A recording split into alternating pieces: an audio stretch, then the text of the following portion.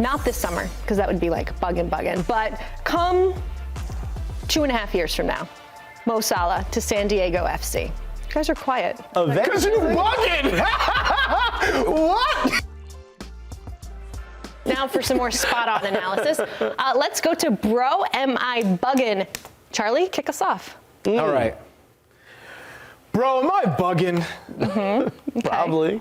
The new format of this Champions League is better than ever. I was so sick of just the 1, 2, we know who's going to the knockout rounds, maybe 3 and 4 are playing for the Europa League spot. Now, you don't know. Everyone's fighting for that top 8. If you don't fight in the top 8, it's 9 through 24, and you want to be in the top half of that 9 through 24. Otherwise, you're not getting the home game in the second leg. I just think that this version has been incredible. I'm super pumped because there's unpredictability. Everything else before it was pretty predictable and stale. I love this new version. I'm hooked. I said I had to wait for a couple of versions of it. I don't. Nah, you ain't bugging. I said it off the rip. I thought this was going to be a much better format, and we're seeing exactly why. It's not predictable like the last one was. You already knew it was going to finish in the top of the groups. This is absolute bedlam, and the match day 8 is going to is crazy. PSG, City, one of them may not be in the next round. Yep. Bro, am I bugging? Oh my God. Already. I got a real country club vibe just now. Bro, am I bugging? Am I? I don't know. Mo Salah to San Diego FC. Not this summer, because that would be like bugging. But come 2.5 years from now, Mo Salah to San Diego FC. You guys are quiet. Because you're bugging! What? But why San Diego? Why that club specifically? So I think that's because if they want to compete with the teams that are making moves, you've got to have a guy like Mo Salah. I haven't seen any huge, massive, impressive signings yet for San Diego FC, so that tells me that maybe they're taking the Inter Miami route of, okay, we're going to lay low for a few seasons and then we're going to make some waves. And maybe that's Mo Salah, and then like Messi, maybe he brings his friend, and maybe Jurgen Klopp is coaching there too. That's my take. Chucky Lozano is looking at this like, yo. You think, though, is Chucky Lozano really a marquee signing? Like, I was expecting in that market, yes. Sure, he's a good signing. Wait, we said that about Chicharito. No, in that market. Sure. San Diego, Southern California, of course. Yes. But I think, and it's no disrespect to Lozano, I think it's a great signing for that team.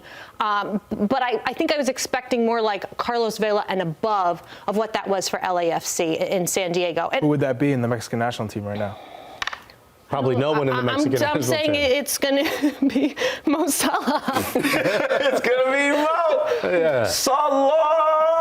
I could see songs are crazy today. I just want to listen. Jurgen's also spent some time in some tough cities like Liverpool, Dortmund. It's time to go chill in San Diego. Santiago Salah. And Klopp. Yeah, are you guys? I said Mo Salah, like Messi, is going to bring his friends. Oh, Javier Salah. Thank you for listening. And I said Jurgen Klopp was going to come, and maybe Big Verge comes. I don't know. Like a Miami project in San Diego in a few years. I see what you're saying, but sis.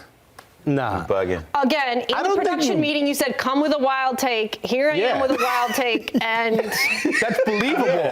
You know what? A wild take that's believable. I actually could see Mo Salah playing in MLS in the future. I don't necessarily know why San Diego is the place, though. Because it's a new, exciting team. No, because Cali it's a great city. I'm with you on that part. And I think we've seen with like a Miami that I think we were all really disappointed in Inter Miami's first few years, and the ownership group kept promising something big is coming, and then you got 4 former Barcelona teammates with Messi included playing there. And I just think that expansion teams know that they can't do the same old thing anymore, and San Diego is right now not super impressive, and I think they're going to be when they get Mo Salah. Well said.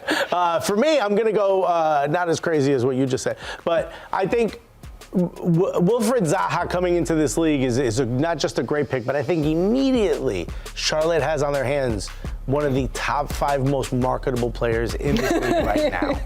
That is because, bro, am I bugging when I say that? Yeah, you're bugging. Nah, think about it. All right, hold on. I knew y'all would say this, so I went. There's really no way to figure this out. We've talked about shirt sales, maybe, but I went to transfer markets, top MLS valued players. Okay. Research. Lionel Messi, number 1, Okay. obviously. Thank you. Right? That's number 1 2. across the board.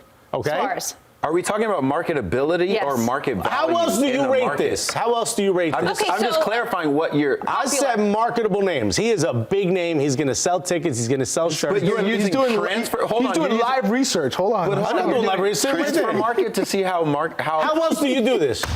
What do you want to do? think you- Instagram followers? No, but what you want to do? You can, yes, Instagram followers would be, Okay, would be a then let's better do way that. to say if somebody is more marketable than Jalil, transfer Give market, me an in my idea of opinion. somebody in MLS outside of Lionel Messi and Luis Suarez, which I think we all agree is number one, number two. Give me the next one, number three. Sergio Busquets. Giroud, Busquets. Yo, first of all, Busquets, I don't think has an my Instagram, Explore by the page way. is It doesn't wild, by the way. Giroud.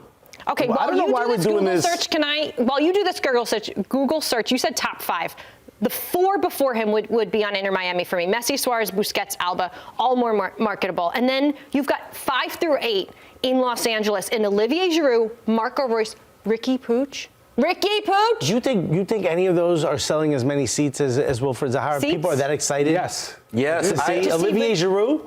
You think on the road people are like, I got to go see Olivier Giroud? It's a good No head of hair. disrespect. It's a good head of hair. No disrespect to it. And great jawline. Hey. Right? No disrespect to She Olivier said Giroud, it's but a good head of hair. my guy's said- coach age. I don't know what you talking about. That's a good head of hair. Yeah, but we ain't talking about just hair. Okay. Wilfried Zaha, I mean, there's really no way to exactly quantify it. But for me, immediately becomes number 3 Why? in marketable names. Why is that? Because I think he's an exciting player. I think he's also a player that people are excited to see. Are you Because- basing it off of 10 years ago or 5 years ago? Or are you basing it off of? I mean, When he was everything playing in goals MLS for Crystal besides Palace? Messi is based off because of 5 years. because Okay. what he did at Crystal Palace or Leon or what makes him I don't think the name carries. The name carries. No, it First of all, doesn't. he also was at Manchester United for a cup of tea. It's not just what he did at Lyon. I mean, forget Lyon. What he did at Crystal Palace, he became a name that every transfer summer people were excited. true. Every summer transfer. I don't people think were he excited sells about more where he jerseys goes. than Benteke. I agree with that 100%. I guarantee he does. I agree with He's you even for me with Christian Benteke. Oh, sorry. 100%. What also goes into marketability with players like this when they come into MLS is how they do in MLS. So Christian Benteke, when he first came into MLS, I wouldn't have said he was immediately as marketable as he is now because people were waiting to see how is he going to do, how is he going to perform. When he wins the Golden Boot, when he's carrying DC literally on his back, people start saying, okay, Christian Benteke is coming to this league to actually do something here. So I don't think immediately truth. we can say that Zaha is going to be top 5 marketable I think he players. is. I Also think because if of his personality. If he has an excellent season, That's a great Also, shout. his He'll personality. You guys are forgetting personality. Benteke, for as great as he is on the pitch, doesn't really have a great personality in the media. He's very Wilfried polite. Zaha Doesn't mean he doesn't have a great immediately. I think he has a great personality. He's very Benteke. polite. Oh, okay. Okay, just to back you up a little you- bit, what are you- nobody what has are you, scored more Claudia? Premier League goals for Crystal Palace than Zaha at 68. Bruh, I'm gonna do it Cali style. Am I bugging or will Zack Steffen reclaim his spot as the #1 goalkeeper for the U.S. men's national team? The reason why I say it is because how this normally plays out in the historics is the #1 goalkeeper for the U.S. men's national team is starting and playing at a very high level with their club team. That is what we can say for sure with Zack Steffen. It's what we can't say with my homie, Matt Turner. So for me, the conversation now is open. When you look at how Zack Steffen has completely revitalized his career coming back into the MLS and playing under Chris Armas in Colorado, it's been very impressive. He was the best goalkeeper in all of Leagues Cup, won that award with 35 saves in the tournament, winning 3 shootouts. And he was the reason why they were able to get that 3rd place spot, beating America along the way and qualify for CONCACAF Champions. And he's also not just done it at the club level. Pochettino has reinstilled confidence and call-ups into Zack Steffen. Called into the Nations League last round. Now he's called into January camp. Had an excellent night last night against Costa Rica. 1 save that he pulls out of the top corner. Vintage Zack Steffen. For me, what it always comes down to for the U.S. men's national team #1 goalkeeper is they're playing for their club team and playing at a very, very high level. And that is why, for me, Zack Steffen will reclaim his spot as the #1 goalkeeper for the U.S. men's national team if he keeps on this trajectory.